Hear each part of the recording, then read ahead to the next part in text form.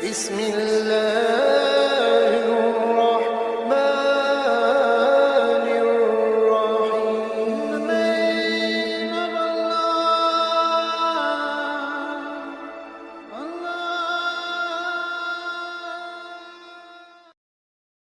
الرحمن الرحیم نحمده ونصلی علی رسوله الکریم اما بعد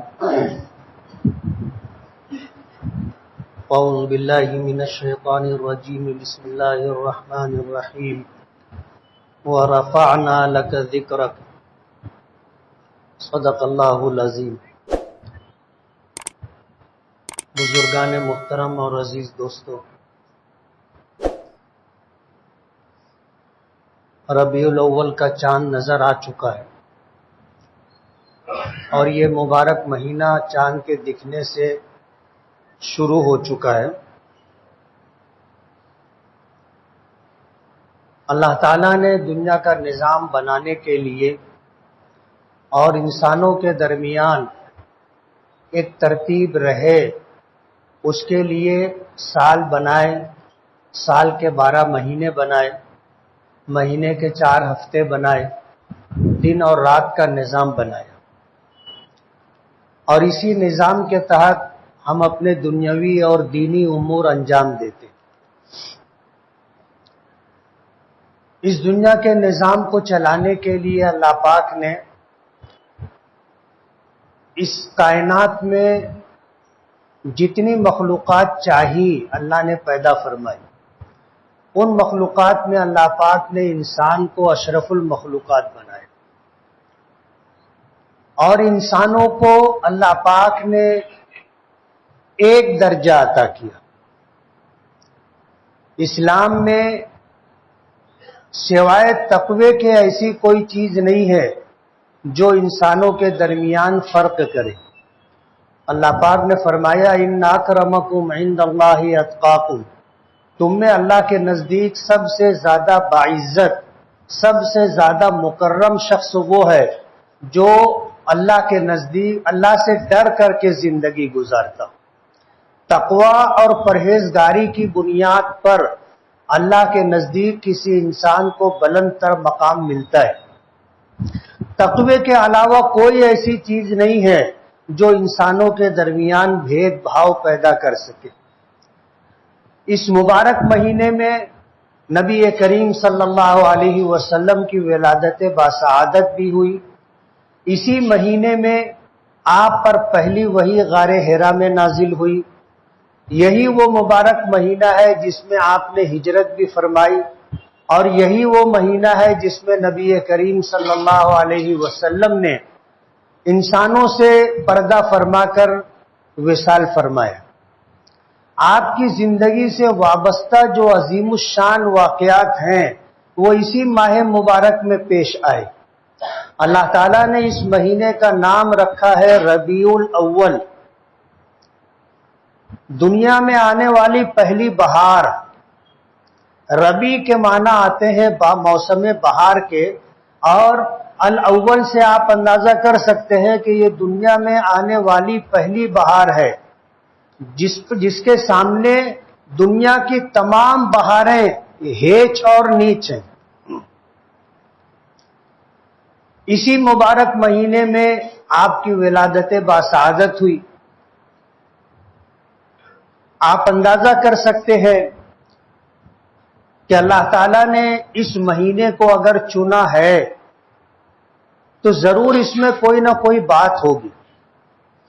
یہ اتفاق نہیں ہے کہ آپ اسی مہینے میں پیدا بھی ہو گئے اور اسی مہینے میں وحی کی ابتدا اور آغاز بھی ہو گیا، اور اسی مہینے میں آپ نے ہجرت کا مبارک سفر بھی کیا، اور اسی مہینے میں آپ دنیا سے تشریف بھی لے گئے. یہ اتفاق نہیں ہے، یہ اللہ پاک کی طرف سے ایک منظم پروگرام ہے. نبی کریم صلی اللہ علیہ وسلم تشریف لائے. آپ کی ولادت سے پہلے ہی اس دنیا میں اس طرح کے حالات پیش آنے لگے کہ دنیا میں جو اہل علم تھے انہیں اس بات کا اندازہ ہو گیا کہ کوئی محیر العقول واقعہ پیش آنے والا ہے، کوئی ایسی عجیب و غریب اور بڑی بات پیش آنے والی ہے جو ماضی میں نہیں ہوئی تھی۔ بخاری شریف کی روایت ہے کہ ابلیس نے اپنی تمام ذریت کو جمع کیا اور تمام ذریت کو جمع کر کے اس نے یہ جاننے کی کوشش کی کہ دنیا میں ایسی کیا چیز وجود میں آئی ہے جس کی وجہ سے میرا آسمانوں پر آنا جانا بند ہو گیا۔ اب اگر میں آسمان پہ جانا چاہتا ہوں تو ستارے ٹوٹ کر کے مجھ کو لگتے ہیں، جس کو ہم شہاب ثاقب کہتے ہیں۔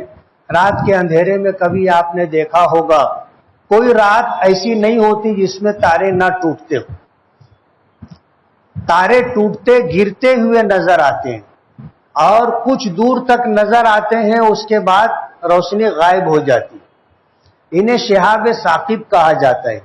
قدرت کا ایک نظام ہے، سائنس جو بھی کہتی ہو، حدیث پاک میں آتا ہے کہ جب اللہ پاک نے نبی کریم صلی اللہ علیہ وسلم کو پیدا فرمانا چاہا تھا تو دنیا کے نظام میں تبدیلی آئی تھی۔ پہلے ابلیس آسمانوں پہ جایا کرتا تھا، فرشتوں کے ساتھ اٹھا بیٹھا کرتا تھا اور فرشتوں کے درمیان جو بات ہوتی تھی اسے سن کر اس دنیا میں آ کر اس میں اپنی طرف سے 100 جھوٹ ملا کر کے اسے چلایا کرتا تھا،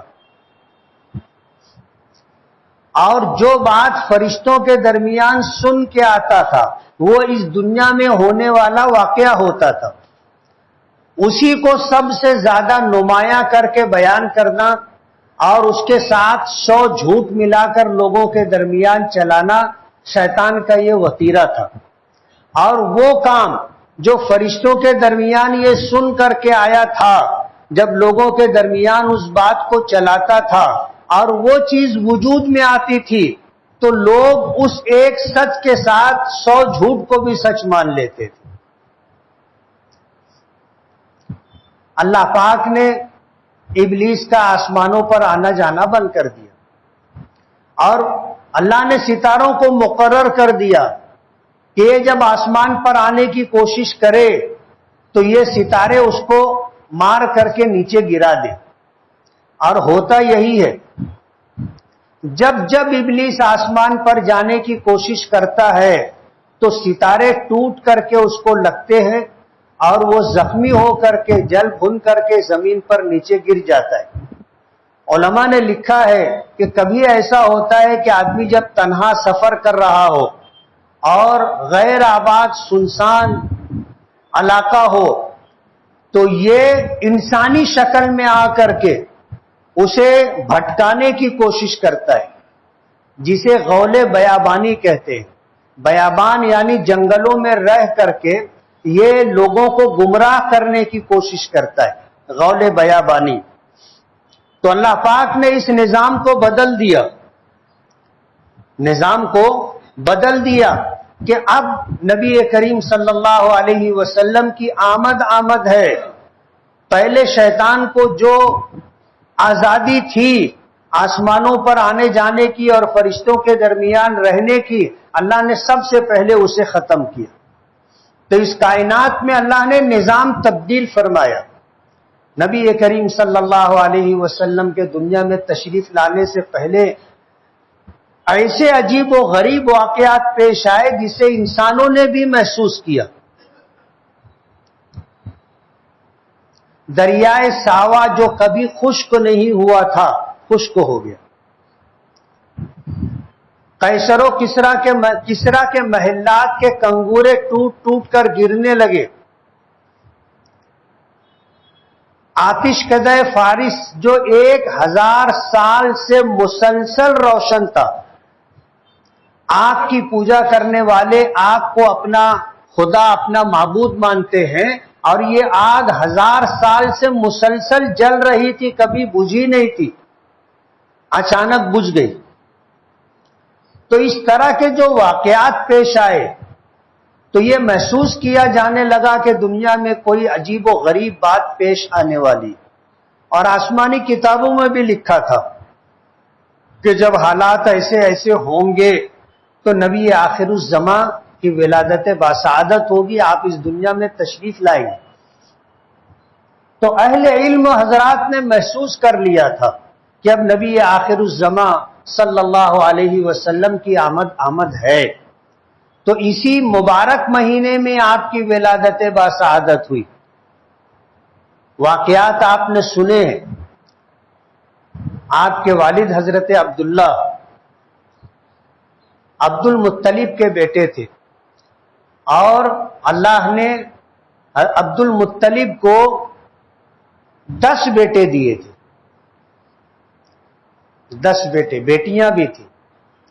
انہوں نے یہ نیت کی تھی کہ اللہ اگر مجھے 10 بیٹے دے گا تو میں ایک بیٹے کو اللہ کے نام پر قربان کروں گا۔ اور وجہ اس کی یہ تھی کہ ایک زمانہ تھا کہ زمزم کے کنویں کو کبھی پاٹ دیا گیا تھا، زمزم کے کنویں کو پاٹ دیا گیا تھا۔ عبد المطلب کو خواب میں اس کی نشاندہی کروائی گئی تھی، اور یہ بتایا گیا تھا کہ جس جگہ کل صبح تم حرم میں جاؤ گے بیت اللہ کے قریب، اس کی جنوب مغربی سمت میں، جنوب مشرقی سمت میں آپ دیکھو گے کوا زمین پر بیٹھے گا اور زمین اپنی چونچ سے کرید کر کھودنے کی کوشش کرے گا۔ اس جگہ آپ کھدائی کرنا، تو وہاں سے کعبۃ اللہ میں جو خزانہ تھا وہ خزانہ بھی نکلے گا اور پانی بھی نکلے گا، اور پانی وہاں کے لیے جو اہمیت رکھتا ہے آپ اندازہ کر سکتے ہیں۔ اس زمین میں پانی نہیں ہے، پانی کی بڑی تکلیف ہے اس علاقے میں، اور عبد المطلب مکے والوں کے سردار تھے۔ تو دوسری صبح اہتمام کے ساتھ حرم کعبہ میں گئے اور انتظار کرتے رہے اس سمت جس سمت کی نشاندہی کی گئی تھی، تو دیکھا کہ برابر ایک کوا آ کر کے زمین پر بیٹھ کر کے اس نے اپنے کام کا آغاز کیا۔ عبد المطلب نے اس جگہ کھدائی شروع کی۔ ظاہر بات ہے کنواں کھودنا کوئی آسان کام نہیں،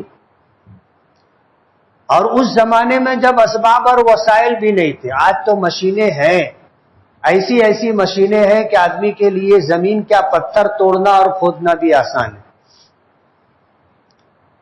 عبد المطلب کام کرتے رہے، لوگ ان کا اس انداز میں تذکرہ کرتے رہے کہ یہ دیوانہ ہو گیا ہے، گرمی لگ گئی ہے، ایسا ہو گیا ہے، اس طرح کی باتیں، لیکن وہ اپنا کام کرتے رہے۔ اس وقت تو اس نے نیت کی تھی کہ اگر میرے دست بازو ہوتے، ڈھیر ساری اولاد ہوتی تو میرے لیے یہ کام آسان ہو جاتا۔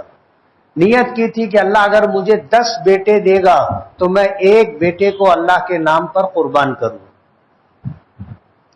زمزم کا کنواں بھی انہوں نے دریافت کر لیا، اور اس کنویں میں بیت اللہ کا جو خزانہ تھا وہ ڈال کر کے دفن کر دیا گیا تھا، وہ بھی نکلا۔ اور اس وقت سے لے کر آج تک زمزم کا کنواں جاری و ساری ہے۔ درمیان میں کچھ وقفے کے لیے بند کیا گیا تھا، پتہ نہیں کس نے کنویں کو پاٹ دیا تھا، تاریخ میں اس کا کوئی تفصیلی تذکرہ نہیں ملتا۔ تو عبد المطلب کو ایک زمانے کے بعد پھر اس بات کی خواب میں یاد دہانی کرائی گئی کہ تم نے اللہ کے لیے اپنے ایک بیٹے کو قربان کرنے کی پیشکش کی تھی۔ انہیں یاد آ گیا۔ جب یاد آیا تو یہ احساس ہوا کہ مجھے اپنی منت پوری کرنی چاہیے۔ عبد المطلب کی ایک بیوی سے 2 بیٹے تھے، ایک حضرت عبداللہ اور ایک ابو طالب۔ یہ 2 سگے بھائی تھے، ایک ماں ایک باپ کے۔ عبد المطلب کی اور بیویاں بھی تھیں جن سے اور اولادیں تھیں، لیکن ابو طالب آپ کے سگے بھائی تھے، ماں جائے تھے۔ قرآن اندازی کی، قرآن اندازی کرنے کے بعد جب چٹھی نکالی گئی تو عبداللہ کا نام نکلا۔ اور حضرت عبداللہ جو تھے تمام بھائیوں میں سب سے زیادہ خوبصورت، سب سے زیادہ باصلاحیت، وہ تمام صفات اور خوبیاں اللہ نے آپ میں رکھی تھی جس کی وجہ سے کوئی انسان کسی سے محبت کرتا ہے، کسی سے متاثر ہوتا ہے، کسی سے تعلق اور چاہت کا رشتہ قائم کرتا ہے، پسند کرتا ہے۔ حضرت عبداللہ میں وہ ساری باتیں تھیں، اور خود عبد المطلب اپنی اولاد میں سب سے زیادہ حضرت عبداللہ سے متاثر تھے، اور اتفاق کی بات کہ قرآن اندازی کی گئی تو اس میں حضرت عبداللہ کا نام نکلا۔ حضرت عبداللہ کے جو ننیحال کے لوگ تھے وہ سب کھڑے ہو گئے کہ نہیں، ہم یہ نہیں کرنے دیں گے، اور عبد المطلب نے قسم کھا لی کہ میں اپنی منت ہر حال میں پوری کروں گا۔ اب یہ ہوا کہ اس کا حل کیا حل نکالا جائے۔ اس زمانے میں ایک کاہنہ تھی، ایک عورت تھی، کاہنہ تھی، جسے لوگ جادوگر بھی کہا کرتے تھے، لیکن کاہنہ اس عورت کو کہا جاتا ہے، اس شخص کو کہا جاتا ہے کہ جو غیب کی خبریں دیا کرتا تھا۔ اور حدیث پاک میں آتا ہے کہ یہ وہ لوگ ہوتے تھے جن کا ابلیس سے تعلق ہوتا تھا، شیطان سے تعلق ہوتا تھا، اور شیطان آسمانوں پر جا کر جو بات سن کر کے آتا تھا وہ ان کے کان میں سنا دیتا تھا، اور یہ کاہن لوگ وہ بات لوگوں کو بتاتے تھے، اور وہ بات ہو جاتی تھی تو لوگ بہت زیادہ معتقد ہو جایا کرتے تھے، بھکت ہو جایا کرتے تھے۔ تو اس زمانے میں ایک عورت تھی، لوگوں نے مشورہ یہ دیا کہ جا کر کے اس عورت سے مشورہ کرنا چاہیے کہ کیا کریں، مسئلہ ایسا ایسا ہے۔ اس عورت کے پاس گئے تو اس نے کہا کہ اس کا آسان حل ہے۔ پوچھا کیا؟ کہا کہ ایک طرف 10 اونٹ رکھو، ایک چٹھی، اور ایک چٹھی عبداللہ کے نام کی، دونوں چٹھی ڈالو، ایک چٹھی نکالو۔ اگر عبداللہ کے نام کی چٹھی نکلے تو پھر 10 اونٹ کی ایک چٹھی اور بڑھاؤ، یا یوں کرو کہ اب 20 اونٹ کی ایک چٹھی اور عبداللہ کے نام کی ایک چٹھی، اس طرح پھر قرآن اندازی کرو۔ اگر عبداللہ کا نام نکلے تو پھر 30 اونٹ، پھر نکلے تو 40، 50، 60، 70، 80، 90، 100۔ اور اتفاق کی بات یہ کہ چٹھی بنتی رہی، اور جب چٹھی نکالی جاتی تھی حضرت عبداللہ کا نام نکلتا تھا، اور یہ سلسلہ چلتے چلتے 90 کراس کر گیا۔ جب 100 اونٹ والی چٹھی اور عبداللہ کے نام کی چٹھی ڈالی گئی تو اونٹوں کے نام کی چٹھی نکلی۔ جب اونٹوں کے نام کی چٹھی نکلی تو ظاہر بات جو حضرت عبداللہ کی قربانی روکنا چاہتے تھے وہ خوش ہو گئے۔ عبد المطلب نے کہا کہ نہیں، میں دوبارہ چٹھی نکلواؤں گا۔ پھر 100 اونٹ اور عبداللہ کے نام کی چٹھی ڈالی گئی، پھر 100 اونٹ کی پرچی نکلی۔ پھر تیسری مرتبہ چٹھی حضرت عبد المطلب نے ڈلوائی، پھر 100 اونٹ کی چٹھی نکلی، تو 100 اونٹوں کی قربانی حضرت عبداللہ کی جگہ پر اللہ کے نام پر پیش کی گئی۔ کہتے ہیں نا، جسے اللہ رکھے اسے کون چکھے۔ نبی کریم صلی اللہ علیہ وسلم کے والد حضرت عبداللہ، یہ جو سلسلہ تھا حضرت آدم سے چلا آ رہا تھا۔ قرآن کریم کی سورہ صافات میں ہے وَتَقَلُّبَكَ فِي السَّاجِدِينَ، کہ حضرت آدم کی اولاد میں جس اولاد کے ذریعے سے حضور تشریف لانے والے تھے، وہ ایک پورا سلسلہ اللہ نے ایسا رکھا تھا کہ علماء نے لکھا ہے کہ اس سلسلے میں کسی نے شرک نہیں کیا تھا، اس سلسلے میں کسی نے زنا نہیں کیا تھا، اس سلسلے میں کسی نے شراب نہیں پی تھی، اس سلسلے میں کسی نے جوا کھیلنے کا کام نہیں کیا تھا، اور یہ ساری خوبیاں حضرت عبداللہ میں تھی۔ ظاہر بات ہے حضرت عبد المطلب کے 12 بیٹے تھے، میں 10 بتا رہا تھا، 12 بیٹے تھے۔ 12 بیٹوں میں سے ایک حضرت عبداللہ میں جو خوبی تھی وہ کسی اور میں نہیں تھی۔ قرآن کریم میں اسی کا تذکرہ ہے کہ یہ جو سلسلہ در سلسلہ چلتا رہا کہ حضور پاک صلی اللہ علیہ وسلم کا نطفہ مبارک حضرت آدم سے ان کی اولاد میں، پھر ان سے ان کی اولاد میں، پھر ان سے ان کی اولاد میں منتقل ہوتے ہوتے ہوتے حضرت عبداللہ تک آیا تھا۔ حضرت عبداللہ کے متعلق آتا ہے کہ ایسی خوبصورتی اللہ پاک نے عطا کی تھی کہ مکے کی عورتیں نکاح کی خواہش مند تھی۔ ایک مرتبہ ایسا ہوا کہ حضرت عبداللہ جا رہے تھے اور ایسا وقت تھا کہ دن ختم ہو رہا تھا، رات کی آمد تھی، شام کا وقت تھا۔ ایک کاہنہ عورت نے حضرت عبداللہ کو روکا اور روک کر نکاح کی پیشکش کی کہ میں آپ سے نکاح کرنا چاہتی ہوں۔ حضرت عبداللہ نے انکار کیا اور اس کا مسلسل اصرار رہا، لیکن حضرت عبداللہ نے انکار کر دیا اور وہاں سے آگے۔ اس کے بعد حضرت عبداللہ کا حضرت آمنہ رضی اللہ تعالی عنہا سے نکاح ہوا، اور نکاح ہونے کے بعد حضور پاک صلی اللہ علیہ وسلم اپنی والدہ محترمہ کے رحم میں آ گئے۔ اس کے بعد اتفاق سے حضرت عبداللہ اور اس کاہنہ کا پھر سامنا ہوا، تو اس کاہنہ نے دیکھا تو حضرت عبداللہ نے کہا کہ مجھے شادی نہیں کرنی ہے، میری شادی ہو چکی ہے۔ تو اس کاہنہ نے کہا کہ مجھے بھی اب شادی نہیں کرنی ہے۔ حضرت عبداللہ کو اچنبھا ہوا کہ یہ کیا بات ہے، تو کہا کہ جو نور تمہارے چہرے پر اور تمہاری پیشانی پر چمکتا تھا اب وہ نور تمہارے چہرے پر نہیں ہے۔ حضور پاک صلی اللہ علیہ وسلم اپنی والدہ کے رحم مبارک میں تشریف لا چکے تھے۔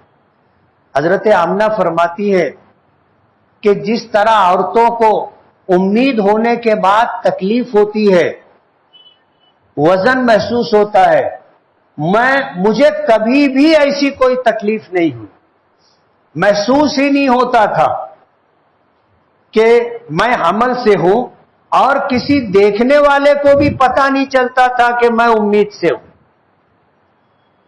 اللہ نے ایسی آسانیوں کا معاملہ فرمایا تھا۔ حضرت آمنہ کو بتا دیا گیا تھا آپ کی ولادت مبارکہ سے پہلے۔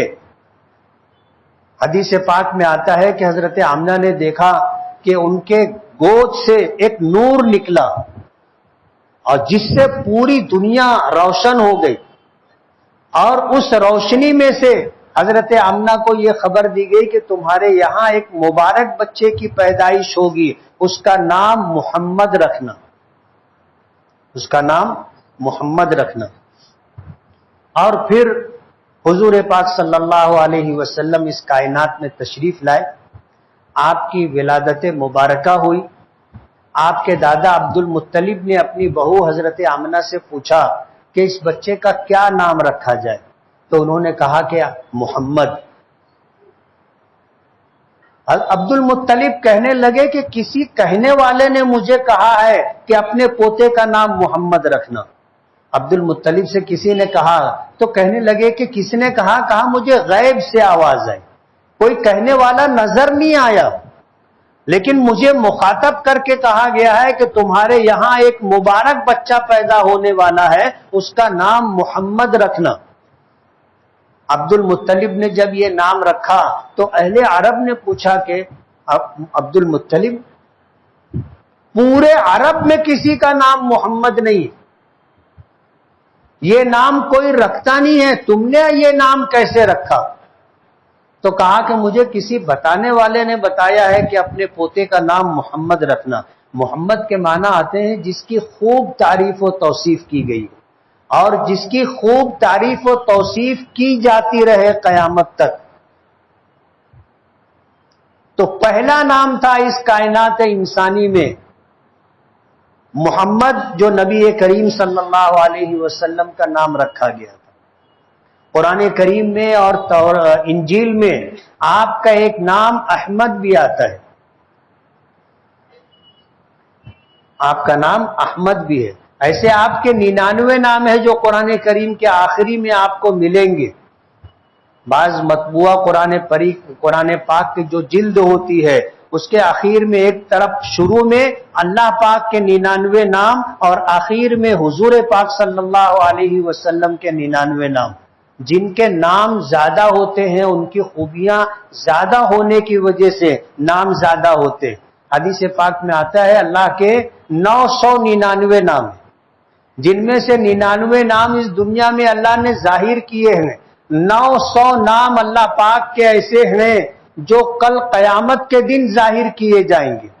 حضور پاک صلی اللہ علیہ وسلم فرماتے ہیں کہ جب میدان محشر میں اللہ ساری انسانیت کو جمع کرے گا اور اللہ پاک اتنے غضبناک ہوں گے کہ حساب و کتاب شروع کروانے کی سفارش کرنے کی کسی میں ہمت نہیں ہوگی. لوگ حضرت آدم کے پاس، حضرت نوح کے پاس، حضرت ابراہیم کے پاس، حضرت موسیٰ کے پاس، حضرت عیسیٰ کے پاس، یہ سلسلہ چلتے ہوئے لوگ میرے پاس آئیں گے. ہر نبی کہے گا نفسی نفسی، یعنی آج حالات ایسے ہیں کہ مجھے خود اپنی فکر ہے کہ میرا کیا ہوگا. ایسے حالات میں حضور پاک صلی اللہ علیہ وسلم کے پاس جب لوگ آئیں گے تو حضور نے فرمائیں گے ہاں ہاں میں ہی سفارش کروں گا. اور اس کے بعد حضور فرماتے ہیں کہ میں عرش الہی کے سامنے جا کر سجدہ ریز ہو جاؤں گا، اور اتنا لمبا سجدہ ہوگا کہ دنیا کے سارے سجدے مل کر کے اس سجدے کی برابری نہیں کر سکیں. اتنا لمبا سجدہ حضور پاک صلی اللہ علیہ وسلم فرمائیں گے. اور پھر فرماتے ہیں کہ اللہ تعالیٰ مجھ پر اپنی حمد اور تعریف کے ایسے کلمات القا کرے گا. اللہ تعالیٰ کے 999 نام بھی القا کیے جائیں گے، اور حضور انہی ناموں کی سفارش سے اللہ سے دعا کرتے رہیں گے. تب جا کر کے اللہ پاک فرمائیں گے ارفع راسک، کہ میرے محبوب اپنا سر اٹھائیے، سل تعطا، آپ سوال کیجئے دیا جائے گا، واشفع تشفع، آپ شفاعت کیجئے، سفارش کیجئے، آپ کی شفاعت اور سفارش قبول کی جائے گی. پھر حضور سجدے سے سر اٹھا کر کے کہیں گے کہ اللہ حساب و کتاب شروع کر دیں. اسے شفاعت کبریٰ کہتے، جس کا فائدہ پوری انسانیت کو ہوگا، جس میں حضرت آدم بھی ہیں، حضرت ابراہیم بھی ہیں، حضرت نوح بھی ہیں، حضرت موسیٰ بھی ہیں، حضرت عیسیٰ بھی ہیں. 1,24,000 سے زائد انبیاء کرام علیہم السلام کو بھی اس سفارش سے فائدہ ہوگا کہ اللہ پاک حساب و کتاب شروع فرمائیں گے. اسے شفاعت کبریٰ کہا جاتا ہے. اور حضور کو ایک مقام اللہ پاک عطا کریں گے جسے مقام محمود کہتے ہیں. مقام محمود کہتے ہیں. اذان ہوتی ہے، اذان کے بعد ایک دعا حضور نے ہمیں سکھلائی ہے کہ جب اذان ہو اذان کا جواب دیا جائے، اس کے بعد درود پاک پڑھا جائے، اور پھر یہ دعا اللہم رب هذه الدعوة التامة والصلاة القائمة آت محمدا الوسیلہ والفضیلہ والدرجة الرفیعہ. اس کے بعد یہ جملہ ہے اللہم ابعثہ مقاما محمودا، کہ اللہ ہمارے آقا نبی کریم صلی اللہ علیہ وسلم کو مقام محمود عطا کرے. یعنی وہ مقام جس مقام پر جو شخص ہوگا اس کی صرف تعریف ہی تعریف کی جائے. وہ مقام اللہ پاک اپنے بندوں میں سے ایک شخص کو عطا کرے گا، اور حضور فرماتے ہیں کہ وہ میں ہی ہوں گا. اسی لیے تم میرے لیے مقام محمود کی دعا کیا کرو. حضور نے قیامت تک آنے والی اپنی امت سے یہ درخواست کی. حالانکہ ہماری دعاؤں کی آپ کو ضرورت نہیں ہے. اللہ نے وہ مقام بنایا ہے تو اپنے محبوب کے لیے ہی بنایا ہے، لیکن حضور نے اپنی امت کے لیے ہمیشہ دعا کی، ہمیشہ دعا کی، اور ہر خیر ہمارے لیے ہمارے آقا نے مانگی. لیکن اپنے لیے گزارش یہ کی کہ ہر اذان کو سنجیدگی سے سننا چاہیے، اذان کا جواب دینا چاہیے، اذان کے بعد یہ دعا کرنا چاہیے اللہم ابعثہ مقاما محمودا، کہ اے اللہ ہمارے آقا نبی کریم صلی اللہ علیہ وسلم کو مقام محمود عطا کرے. الذی وعدت، جس کا آپ نے اپنے محبوب سے وعدہ کیا ہے، انک لا تخلف المیعاد، آپ یقیناً وعدہ خلافی نہیں کرتے۔ اور حضور فرماتے ہیں جو میرے لیے مقام محمود کی دعا کرے گا میری شفاعت انشاءاللہ اس کو حاصل ہوگی۔ تو یہ مبارک مہینہ ہے جس میں آپ کی ولادت باسعادت ہوئی ہے، اور آپ کے ذریعے سے اللہ پاک نے ہمیں مکمل دین دیا ہے جو دنیا میں کسی مذہب کے ماننے والوں کے پاس نہیں ہے، کسی قوم کے پاس نہیں ہے، اسلام کی شکل میں اللہ نے ہمیں دیا۔ پچھلے ہفتے میں نے وقف کے تعلق سے بات کی تھی کہ وقف کہتے ہیں اس خیر اور بھلائی کے سلسلے کو جس کی اصل کو روک لیا جائے اور اس کا نفع عام لوگوں کے لیے چھوڑ دیا جائے، ایسی چیز کو وقف کہا جاتا ہے۔ جیسے یہ مسجد ہے، وقف کرنے والوں نے وقف کر دیا، اب یہ مسجد باقی رہے گی، نماز پڑھنے والے آئیں گے، نماز پڑھیں گے، آج ہم ہیں کل نہیں ہوں گے، دوسرے لوگ آئیں گے، وہ نہیں ہوں گے اور لوگ آئیں گے، یہ سلسلہ چلتا رہے گا، امامت ہوتی رہے گی، نماز ادا کی جاتی رہی، قرآن کریم پڑھا جاتا رہے گا، تعلیم و تعلم کی مجلسیں ہوں گی، ذکر کی مجلس ہوگی، تلاوت لوگ کرتے رہیں گے، دعا لوگ کرتے رہیں گے، یہ سلسلہ چلتا رہے گا اور یہ جگہ قیامت تک مسجد کی شکل میں باقی رہے گی۔ تفصیل پچھلے ہفتے آپ نے سنی ہے۔ مجھے اس وقت ایک بات کہہ کر اپنی بات ختم کرنی ہے کہ وقف کے تعلق سے سرکار نے جو ترمیمی بل لایا ہے پارلیمنٹ میں وہ منظور نہیں کرا سکے اور اسے جوائنٹ پارلیمانی کمیٹی کے پاس بھیج دیا گیا ہے۔ اس کمیٹی نے اعتراضات منگوائے ہیں، رائے مانگی ہے کہ ہمیں کیا کرنا چاہیے۔ ہم لوگ اتنے غافل ہیں کہ ہم لوگ ہمیں رائے دینے کا بھی علم نہیں ہے کہ رائے دینا ہے، اور یہ بھی پتہ نہیں ہے کہ ہمیں کیا رائے دینی ہے، اس لیے کہ ترمیمی بل ہی ہمیں معلوم نہیں ہے تو اس پر رائے دینا تو دوسرے نمبر کی بات ہے۔ اس لیے جمعیت علماء ہند نے، مسلم پرسنل لا بورڈ نے اور ہمارے اکابرین اور بزرگوں نے، خاص طور پر مولانا خالد سیف اللہ رحمانی صاحب ہیں، حضرت مولانا سید ارشد مدنی صاحب ہیں، اسی طرح مولانا خلیل الرحمان سجاد نعمانی صاحب ہیں، ان حضرات نے اس طرف متوجہ کیا ہے، اور اس وقت اپنی مسجد میں ہر فلور کے اوپر کچھ ہمارے بچے وہ آپ کی رائے چھپی ہوئی شکل میں لے کر کے موجود ہیں۔ نماز کے بعد آپ سے گزارش یہ ہے کہ آپ ایک صفحہ لیں، آپ کو دیا جائے گا، نام کی جگہ پر اپنا نام لکھیں، دستخط کرنے کی جگہ پر دستخط کریں، اپنا کانٹیکٹ نمبر، موبائل نمبر ڈالیں اور وہ جمع کروا دیں۔ آپ اتنا کر دیں، بقیہ کام ہم کر لیں گے کہ اسے سرکار کی جوائنٹ پارلیمانی کمیٹی کو بھیجنا ہے، ہم آف لائن اور آن لائن اسے بھیج دیں گے، لیکن ہم میں کا ہر شخص مسجد سے نکلنے سے پہلے یہ اتنا کام کر کے جائے۔ کریں گے؟ آپ کا 10 منٹ ہم لیں گے، لیکن یہ 10 منٹ ایسا ہے کہ جو آنے والے مستقبل میں ہمارے بچوں کے لیے اور آنے والی جنریشن اور مسلمانوں کے لیے بہت کارآمد اور مفید ہوگا۔